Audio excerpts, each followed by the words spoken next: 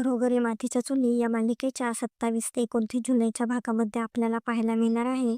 रणदेवींच्या घरी मंगळागौरीची पूजा असते. सगळेजणी मस्त तयार झालेले असतात. मंगळागौरीच्या पूजेच्या दिवशी ओवीने काढलेले चित्र लताबाईंच्या हाती लागते. तेव्हा ओवी त्यांना म्हणत असते, "या चित्रामध्ये ही मी आहे आणि ही माझी आई आहे.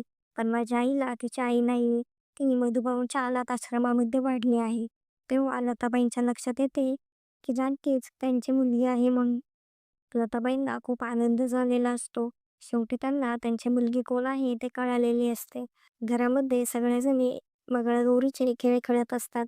सुमित्रा ही जानकीला मंगळागौरीच्या खेळामध्ये टोचून बोलत असते. तिच्यावर घर तोडण्याचे आरोप करत असते. ते पाहून लताबाईंना वाईट वाटत असते. त्या जानकीजवळ जाऊन मंगळागौरीचे खेळ खेळत असतात.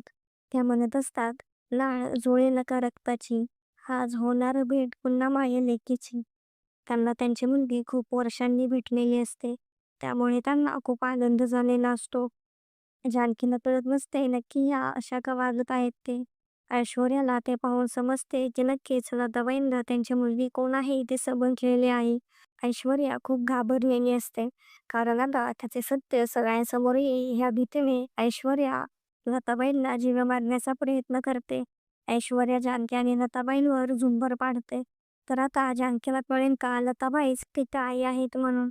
तर आता पुढे काय काय होणार आहे हे पाहणे खूपच इंटरेस्टिंग होणार आहे. असेच नवनवीन अपडेट जाणून घेण्यासाठी आपल्या चॅनलला नक्की सबस्क्राईब करा.